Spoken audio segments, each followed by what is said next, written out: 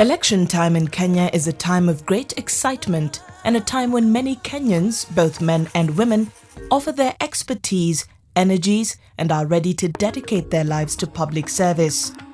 Kenyans have regularly gone to the polls, but throughout the country's electoral history since independence, one sad reality is the fact that women candidates and voters have borne the brunt of electoral violence and their quest for political leadership made even harder.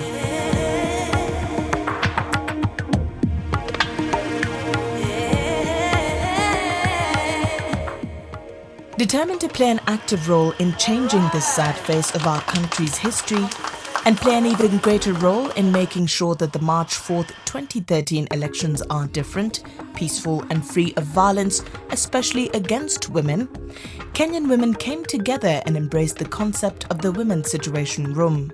The Women's Situation Room is a process of promoting women's active participation in democratic electoral process.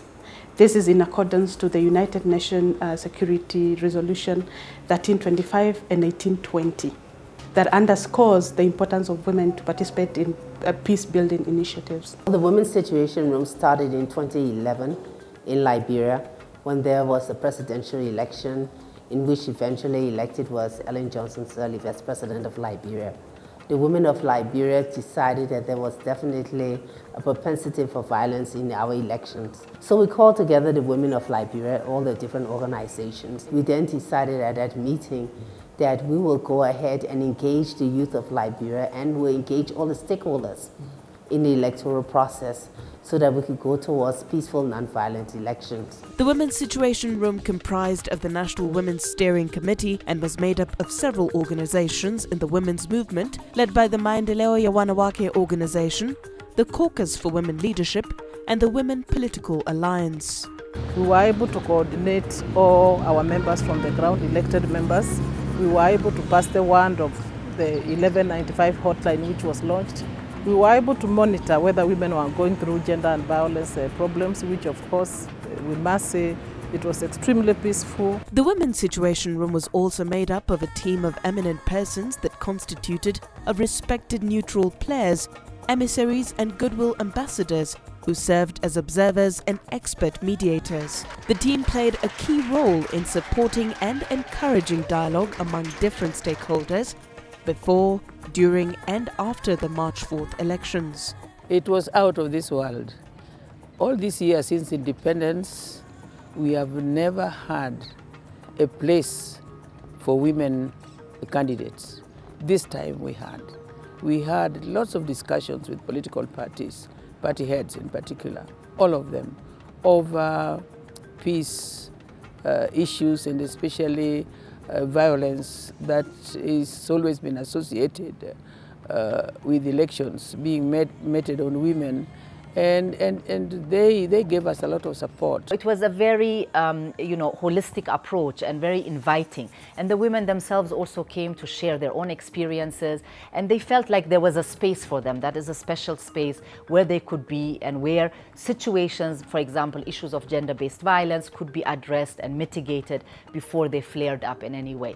So in that sense it was quite unique, it was very vibrant, it was very much needed, and I think the uniqueness also was that we were tapping into other mechanisms.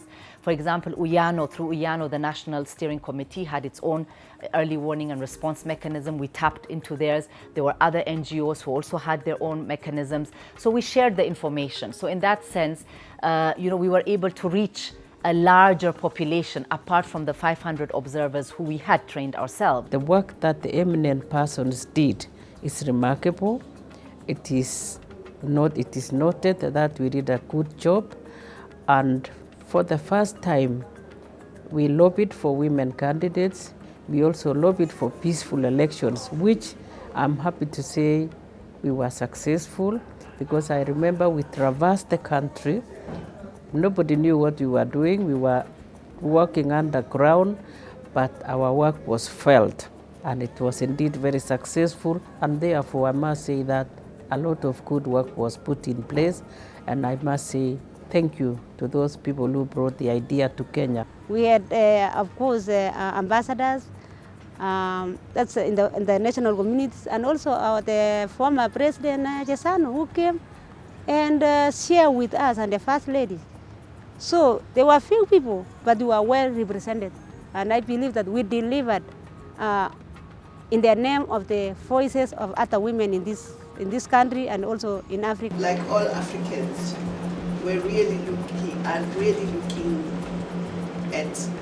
Kenya and wanting to make sure that Kenya comes out of this election peacefully and that the Kenyans are able to exercise their democratic right freely, and that Kenya should know that all of us are wishing Kenya very well. It is rewarding to see my Kenyan sisters are united for peace in Kenya and have embraced the concept of the Women's Situation Room, WSR, to secure peaceful elections in March. All citizens of Kenya, regardless of your political affiliation, deserve peace. We are with you. The Women's Situation Room Kenya also provided a platform for women and youth to actively participate in ensuring peaceful election through election observation and rapid response. It also played an active role in ensuring that incidents of election violence were minimized and provided women and youth with a platform to strategize, plan, and respond rapidly to issues that were likely to lead to election violence.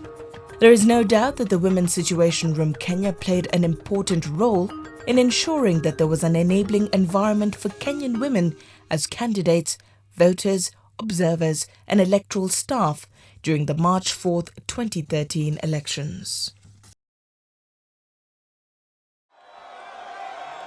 After one of the most competitive and peaceful campaigns and elections in Kenya's history, 87 of the 416 seats in the newly established National and Senate chambers will be held by women. Previously, just 22 women sat in the old 222-seat parliament. We are very excited that actually we have 69 in the National Assembly and we have 18 in the Senate. So we have about 20% in Parliament. So of course this is a huge leap from the 9.8% in the 10th Parliament. And what we want to do now is work with these women. And on the one hand, of course, we'll also build their capacity because not everybody is at the same level. Some of them have been in politics, they have been in Parliament and in leadership positions for a long time. Others, this is the beginning for them. So we will also assess the capacity and make sure that we build where it is needed. It also provides an opportunity now to be really talking about the gender agenda and creating an accountability mechanism, because now when they are in Parliament, they are also accountable to those who are not. I am very, very excited about this, because for the first time this country will know what the women are made of and what passion they have for this nation. I know that they will bring in ideas of nationhood so that we no longer have all these tribal nations that developed over the years. And I would like to appeal to them to, of course, work with the political parties, but also isolate issues that concern women in this country and come together and work on those issues, without being influenced by their political parties, especially when the political party takes a stand that is different from that of the interest of women. I believe that they will come together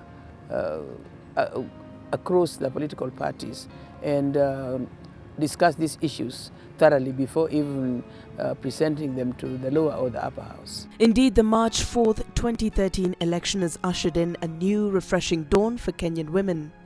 We believe these women have the capacity, passion and desire to play a major role in this exciting and transformational moment in our country's history, and we wish them all the best.